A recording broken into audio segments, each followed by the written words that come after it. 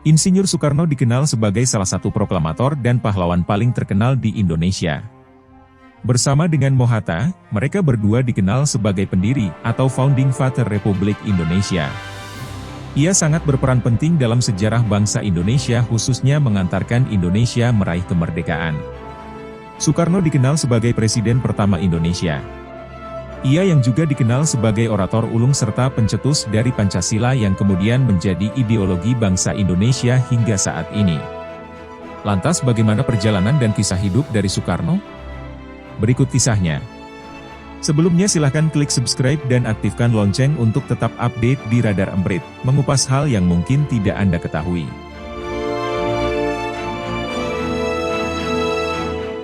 Biografi Soekarno. Insinyur Soekarno dilahirkan di Surabaya tepatnya pada tanggal 6 Juni 1901. Saat lahir ayahnya memberi nama Koesno Sosrodihardjo. Namun berjalan beberapa bulan, Koesno sering sakit-sakitan. Ayahnya kemudian mengganti nama anaknya menjadi Soekarno. Nama Karno terinspirasi dari tokoh pahlawan dalam Perang Baratayuda yang bernama Karna. Menurut masyarakat, jika anak sering sakit-sakitan maka nama yang ia emban sangat berat hingga perlu diganti. Mengenai latar belakang keluarganya, ayah Soekarno dikenal bernama Raden Soekemi Sosrodihardjo. Ia merupakan bangsawan dan seorang guru sekolah pribumi di Bali. Sementara ibunya bernama Ida Ayu Nyoman-Rai, ia diketahui merupakan anak bangsawan Bali yang beragama Hindu. Kedua orang tua Soekarno bertemu di Bali saat ayahnya menjadi guru di sana. Dari pernikahan ini, Raden Soekemi dan Ida Ayu Nyoman-Rai memiliki anak perempuan bernama Soekemi yang merupakan kakak perempuan Soekarno. Masa kecil Soekarno. Sejak lahir, keluarganya menetap di Blitar. Namun ketika Soekarno masih kecil, orang tuanya mengirim anaknya untuk tinggal bersama kakeknya yang bernama Raden Hardjokromo di Tulungagung, Jawa Timur. Ia sempat mengenyam pendidikan di Tulungagung, namun tak sampai selesai. Hal ini karena ia mengikuti orang tuanya pindah ke Mojokerto. Di Mojokerto, ia kemudian disekolahkan di Eerste Inlandse School di mana ayahnya juga bekerja di situ sebagai guru.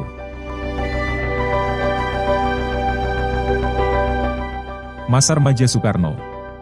Namun ia dipindahkan tahun 1911 ke LS, Europese Lager School, yang setingkat sekolah dasar untuk dipersiapkan masuk di HBS, Hoger Berger School, di Surabaya.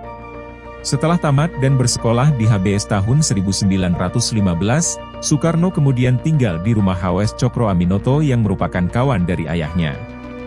Haji O.S. Cokroaminoto dikenal sebagai pendiri dari Serikat Islam, SI. Di rumah Cokroaminoto lah ia berkenalan dengan para pemimpin Sarekat Islam, SI, seperti Haji Agus Salim dan Abdul Muiz. Soekarno, Kartosuwiryo dan Muso. Dalam biografi Soekarno yang banyak ditulis, di rumah H.O.S. Cokroaminoto, Soekarno akrab dengan Muso, Alimin, Darsono dan Semaung. Mereka bertiga kelak dikenal sebagai tokoh berhaluan komunis yang memimpin pemberontakan PKI di Madiun. Selain itu Soekarno juga berteman akrab dengan Kartosuwiryo yang kelak mendirikan Darul Islam dan memimpin pemberontakan melawannya saat menjadi presiden. Meskipun pada akhirnya ia sendiri yang menandatangani persetujuan eksekusi mati terhadap Kartosuwiryo yang menjadi sahabatnya ketika masih muda. Mereka bersama-sama tinggal di rumah Haji O.S. Cokroaminoto untuk menimba ilmu dan belajar berorganisasi melalui Sarekat Islam, SI. Di sini jiwa nasionalismenya akan bangsa Indonesia menjadi sangat besar. Ia juga sempat ikut dalam organisasi pemuda tahun 1918 yang bernama Trikoro Darmo yang kemudian berubah nama menjadi Jong Java. Ia bahkan aktif sebagai penulis di koran harian bernama Oetoesan Hindia yang dikelola oleh Cokroaminoto. Di rumah Cokroaminoto, Soekarno muda mulai belajar berpolitik dan juga belajar berpidato meskipun cenderung ia lakukan sendiri di depan cermin di kamarnya. Di sekolahnya yaitu Hoger Berger School atau HBS, ia mendapat banyak ilmu pengetahuan. Pada tahun 1921 setelah lulus dari Hoger Berger School atau HBS, ia kemudian pindah ke Bandung dan tinggal di rumah Haji Sanusi. Di sini ia kemudian akrab dengan Dowes Dekker, Jipto Mangunkusumo, dan Ki Hajar Dewantara. Ia kemudian masuk ke Teknis C Hogeschool, THS, jurusan Teknik Sipil. Teknis Hogeschool, THS, kelak berubah menjadi ITB, Institut Teknologi Bandung, seperti sekarang. Di tahun yang sama yakni 1921, Soekarno menikah dengan Siti Owetari, anak sulung dari Haji O.S. Cokroaminoto. Ia sempat berhenti kuliah setelah 2 bulan masuk di THS. Namun di tahun 1922 ia mendaftar lagi dan mulai kuliah lagi di THS. Beliau lulus pada tanggal 25 Mei 1926 dengan gelar insinyur, yang kemudian akrab dipanggil dengan nama Insinyur Soekarno. Tamat dari THS, ia mendirikan Biro Insinyur tahun 1926 bersama Insinyur Anwari yang mengerjakan desain dan rancang bangunan. Ia juga bekerja sama dengan Insinyur Rooseno merancang dan membangun rumah. Selama di Bandung, ia mendirikan Algemene Studie Club, ASC, yang kemudian menjadi cikal bakal dari Partai Nasional Indonesia yang berdiri pada tanggal 4 Juli 1927. Di sini ia kemudian mulai mengamalkan ajaran Marhaenisme. Tujuan dari pembentukan Partai Nasional Indonesia adalah agar bangsa Indonesia bisa merdeka dan terlepas dari jajahan Belanda.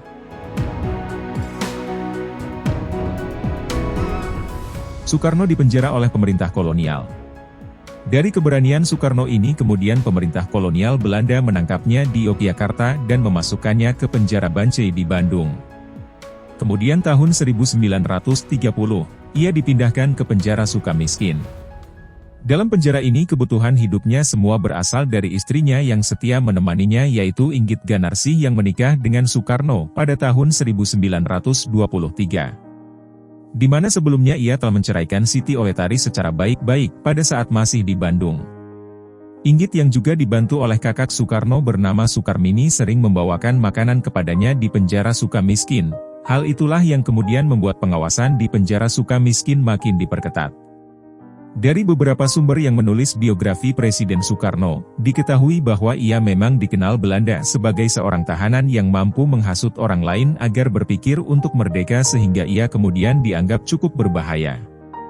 Beliau kemudian diisolasi dengan tahanan elit tujuannya agar tidak bisa mendapatkan informasi yang berasal dari luar penjara.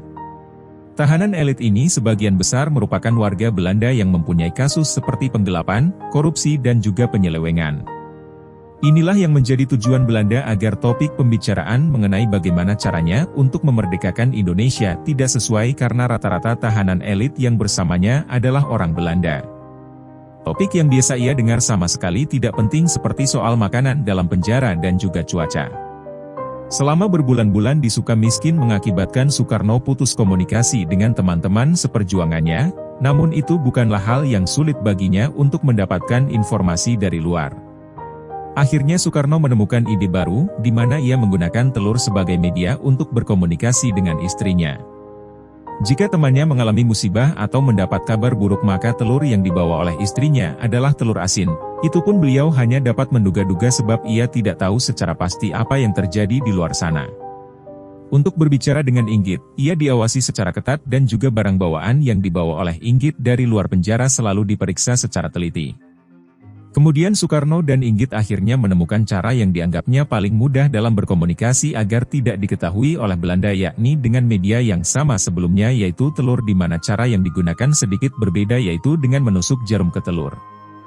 Jika satu tusukan pada telur berarti kabar baik, jika tusukan sebanyak 2 kali pada telur artinya seorang temannya tertangkap, namun jika terdapat 3 tusukan berarti aktivis kemerdekaan yang ditangkap cukup besar. Selama berada di penjara, orang tuanya tidak pernah sekalipun mengunjunginya, alasannya adalah orang tuanya tidak sanggup melihat anaknya di penjara. Dalam penjara, ia terlihat kurus dan hitam. Karena itulah yang menurut Ibu Wardoyo sehingga orang tuanya tidak mau menjenguknya.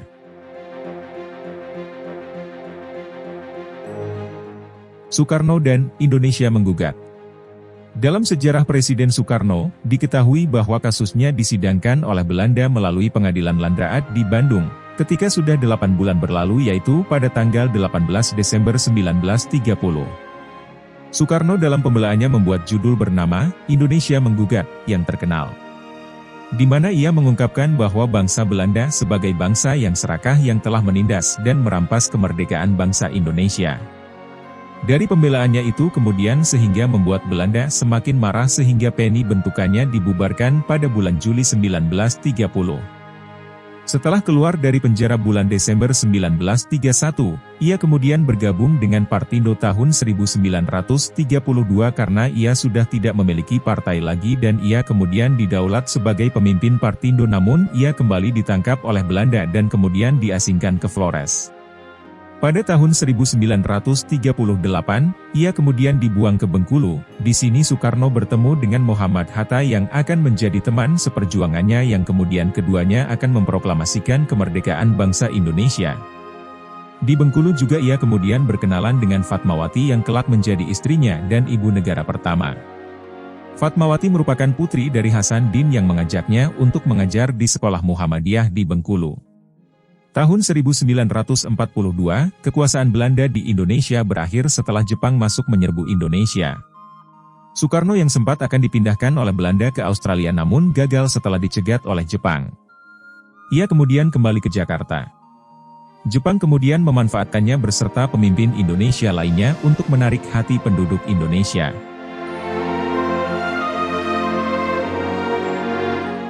Hubungan Soekarno dan Jepang. Dalam biografi Soekarno diketahui bahwa Jepang berjanji memberikan kemerdekaan bagi Indonesia. Jepang bahkan menunjuknya untuk memimpin tim persiapan kemerdekaan bangsa Indonesia yaitu Bukti dan PPKI. Karena itu juga ia bahkan sempat terbang ke Jepang untuk bertemu dengan Kaisar Hirohito. Ia terus-menerus melakukan pendekatan dan kerjasama dengan Jepang dengan tujuan agar Indonesia segera diberi kemerdekaan. Segala persiapan untuk kemerdekaan Indonesia dilakukan oleh Soekarno seperti merumuskan Pancasila dan UUD 45 sebagai ideologi dan dasar negara Indonesia. Ia juga ikut dalam perumusan teks proklamasi kemerdekaan Indonesia bersama Muhammad Hatta dan Ahmad Soebardjo. Sebelum mengumumkan kemerdekaan Indonesia pada bulan Agustus 1945, Soekarno bersama Muhammad Hatta bersama pemimpin Indonesia yang lainnya terbang ke Dalat, Vietnam. Di sana mereka menemui pimpinan tertinggi Kekaisaran Jepang di Asia Tenggara yaitu Marsekal Terauchi. Menjelang proklamasi kemerdekaan, terdapat perbedaan pandangan antara golongan tua dan golongan tua.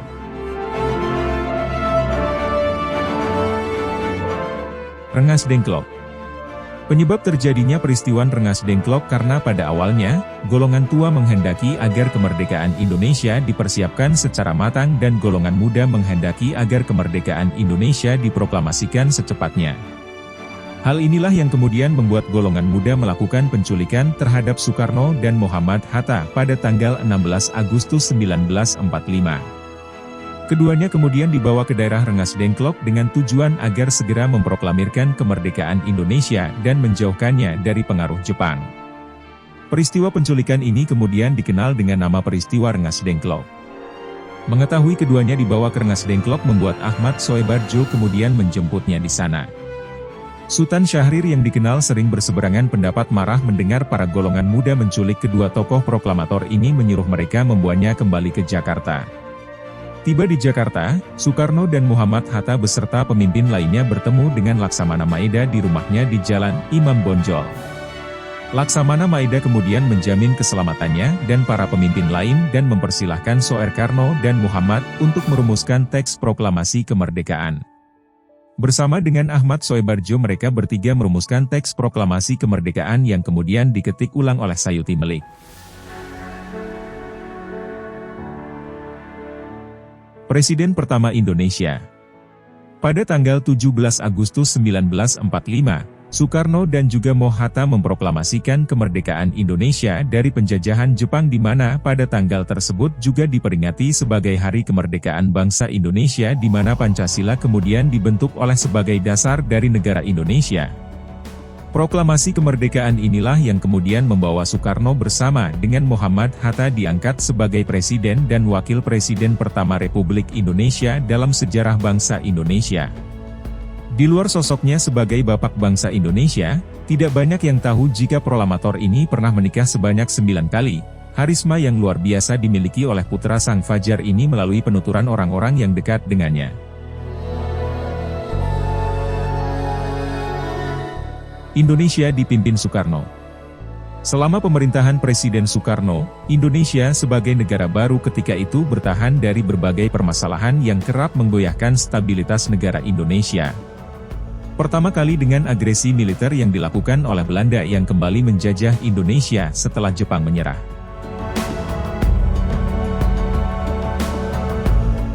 Kemudian muncul pemberontakan PKI yang dipimpin oleh Musso, kawan lama Soekarno, dan Amir Syarifuddin, pemberontakan Permesta, pemberontakan Republik Maluku, pemberontakan APRA oleh Westeling, dan pemberontakan Darul Islam atau DITG oleh Kartosuwiryo yang merupakan kawannya sendiri ketika Soekarno masih muda. Meskipun banyak dilanda masalah pada awal-awal lahirnya negara, di bawah pemerintahannya, Indonesia mulai terkenal di mata internasional. Banyak pemimpin dunia seperti John F. Kennedy yang merupakan Presiden Amerika ketika itu dan Fidel Castro yaitu Presiden Kuba dan pemimpin negara lain menaruh hormat pada Presiden Soekarno. Indonesia ketika itu dikenal sebagai negara non-blok, dan sempat berhubungan erat dengan Rusia dan ditandai dengan pembelian senjata untuk pertahanan secara besar-besaran dari Rusia dan juga untuk melawan Belanda ketika sedang melakukan upaya pembebasan Irian Barat. Selain itu Indonesia melalui Presiden Soekarno membentuk poros Jakarta-Beijing-Moskow yang membuat konfrontasi dengan blok barat semakin tinggi. Hal ini juga membuat Indonesia semakin berhaluan kiri ditandai dengan semakin berkembangnya komunis ketika itu di mana muncul istilah Nasakom yang dicetuskan oleh Presiden Soekarno. Indonesia bahkan sempat berganti sistem pemerintahan dari sistem parlementer menjadi presidensil dari tahun 1945 hingga 1960-an. Dan pada tahun 1960-an pergolakan politik yang amat hebat terjadi di Indonesia, penyebab utamanya adalah adanya pemberontakan besar oleh PKI, Partai Komunis Indonesia, yang dikenal dengan sebutan G30S, PKI di mana dari peristiwa ini kemudian membuat akhir cerita dari pemerintahan Presiden Soekarno dan juga Orde Lama berakhir. Hal ini ditandai dengan adanya Super Semar, atau Surat Perintah 11 Maret di tahun 1966 yang terkenal dan masih menjadi kontroversi sejarah sebab naskah aslinya tidak diketahui keberadaannya sampai sekarang. Super Semar dikeluarkan oleh Presiden Soekarno dan berisi himbauan dari Presiden ke Soeharto agar bisa mengendalikan keamanan dan juga ketertiban negara yang ketika itu sedang kacau dan juga berisi mandat pemindahan kekuasaan dari Soekarno ke Soeharto yang kelak menjadikan Soeharto sebagai presiden yang baru bagi bangsa Indonesia.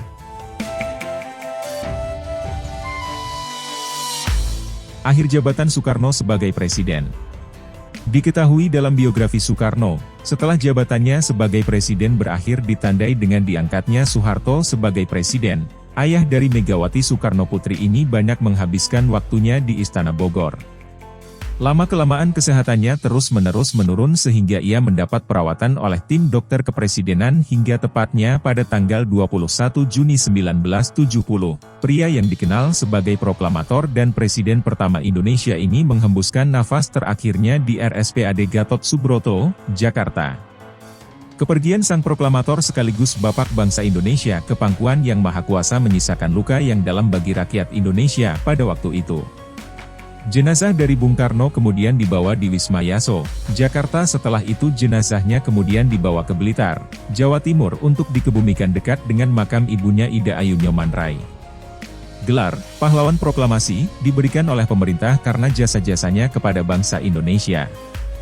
Kisah perjuangan Bung Karno kemudian diangkat ke dalam layar lebar yang berjudul Soekarno, Indonesia Merdeka, yang digarap oleh sutradara terkenal Hanung Bramantyo di mana Aryo Bayu berperan sebagai tokoh Soekarno, Inggit yang diperankan oleh Maudy Kusnaedi dan Fatmawati yang diperankan oleh Tika Bravani. Soekarno meninggal dunia.